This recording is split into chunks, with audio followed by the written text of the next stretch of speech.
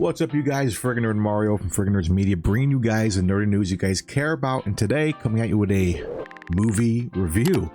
A movie that I may have severely misjudged. Of course, we are talking about Transformers 1. A movie that we put out 2 trailer reactions for, which you can find around the channel here.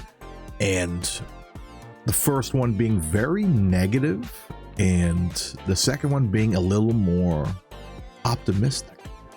And I went to go see it yesterday on the 18th of September. It was a special fan event screening. You had a couple of previews, but then there was a couple of fun stuff with Brian Tyree Henry and Chris Hemsworth playing some games and stuff, and like doing interviews and some behind the scenes stuff of the film. And then we went straight into the movie. A movie that I had a lot of fun watching. I had a lot of fun watching it. And it was a blast, man.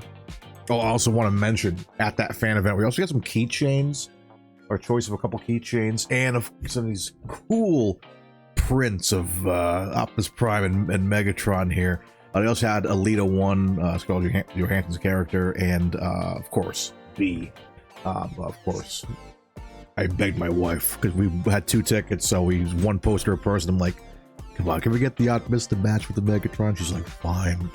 Those will be displayed somewhere in the near future. But let's get into the movie, man. No spoilers. I'm not going to spoil anything for this movie. But being a Transformers fan, you're going to know how it ends, but you're not going to know how. It's very intense.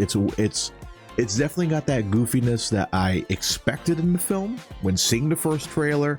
But then it gets dark. There are some dark aspects to this film that I didn't expect them to hit on. There's a lot that I didn't expect to hit on, because this film, if I was to summarize it to tell somebody, hey, go check it out, I say it's great for the kids. It's a great first Transformers movie for someone to watch. And it also gives love to the old heads like me that are loved Transformers since they were a kid. And so there's a lot of references. There's a couple of references to the 80s movie. There's a couple of references to, like, past, other past Transformers things. And it's really well done. I think it's a really cool story, and it makes me want to go watch other movies. It's a good setup. It's true to the franchise. It's true to everything. I was really surprised. I was not, again, crazy about the initial designs of the Autobots. They're not really called Autobots at that point, but they get better. Without spoiling anything, they get better, and it makes me want to see another one. I wouldn't mind seeing another. I mean, we have the sequel. The sequel, I guess, would be the movie from the 80s, I guess, or any other iteration. It really sets it up to be like, you can watch any Transformers movie after this and understand what's going on with those characters. My wife, who is not a Transformers fan, was like, okay, I understand all this. Like, she likes the Transformers. Like, we go to Universal Studios a lot. We ride the ride, and she seemed like the Michael Bay ones. She loves Bumblebee, and we saw Rise of the Beasts a couple times. But she's not deep in the lore. But seeing this movie, she's like, okay, I might be a little into the lore now. It's very interesting how they portray these characters. I think they're great. Chris Hemsworth does a great job as Optimus. It's still weird to get. It's hard to get used to. His voice is very odd.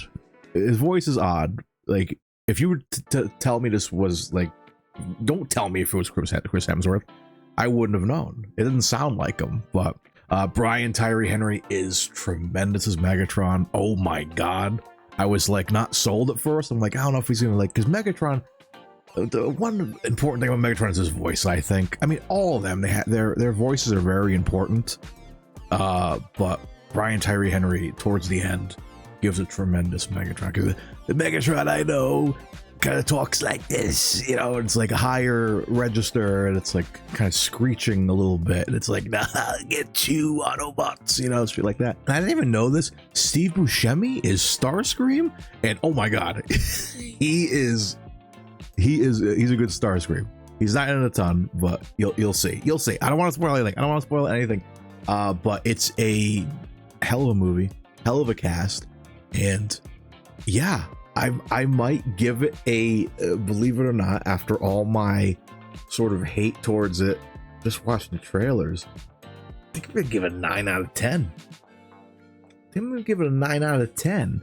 That stands right now. It's at a whopping 86% on the tomato meter for critics.